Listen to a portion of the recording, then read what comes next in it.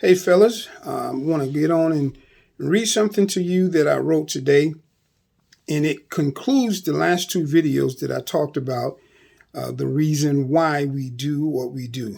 All right, so let's go ahead and get started.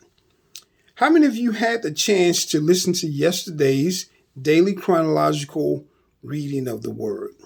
That was day 195. Now, I asked that question because I wanted to know whether you are able to hear the reason why we do what we do as husbands, why we live as a man on mission, and why we do the things God asks us to do in our marriages, even when it's hard. Now, in Micah chapter 6, the answer to that is clearly presented.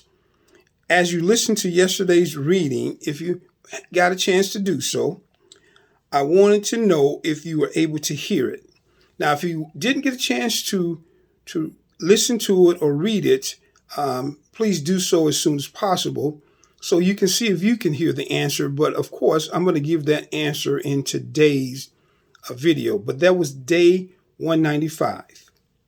Now, over the last couple of days, like I said, I've talked about this in two different videos. The reason I keep coming back to it is that it's essential that you know why you do what you do. Okay? When you don't know why you do something, you'll stop doing it the moment something interrupts your desire to continue. That interruption becomes more important than obedience. And we should never let anything become more important than obedience. Because without a strong why, you can't envision a reason powerful enough to override what's discouraging you. You got to have that why inside of you. That's why I keep talking about this. That's why I want you to know this. Okay? Your why must be stronger than the interruption that threatens to pull you away. Again, that's why I want to give you a biblical why, a reason to continue doing what God has called you to do in your marriage, even when the interruption comes, because it's going to come and you need to have a reason why to override that interruption, to override your desire to quit. Okay, this is the why that's going to help you refocus. This is the why, like I just said, that's going to override your desire to quit. Okay? The reason why we do what we do as husbands, as men, as a man on mission, that is. I'm going to read that again. The reason why we do what we do as husbands, as a man on mission, is explicitly stated in at least two places in the Bible. This is where we find our foundation. This is where we find the reason to keep going when we feel like stopping, because there's going to be a lot of things that comes about that's going to cause us to want to get off the path that we on. And we need to have a why that overrides that desire to quit, as I said earlier.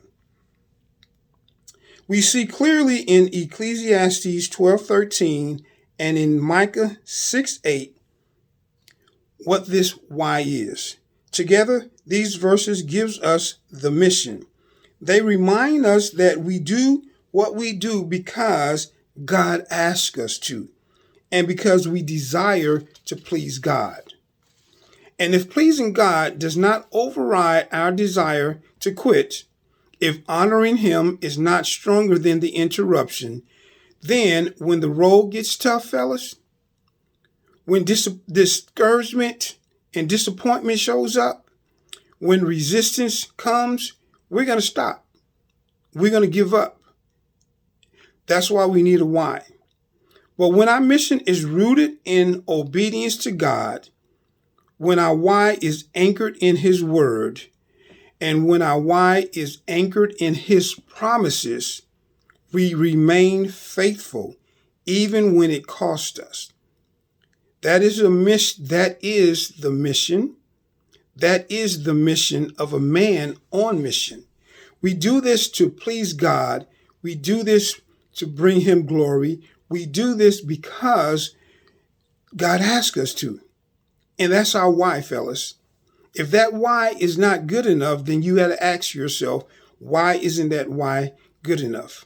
Now, this is not conclusive of all circumstances that's going to happen, but it is conclusive of just about 95% of anything that's going to cause you to lose your desire to keep moving in your marriage.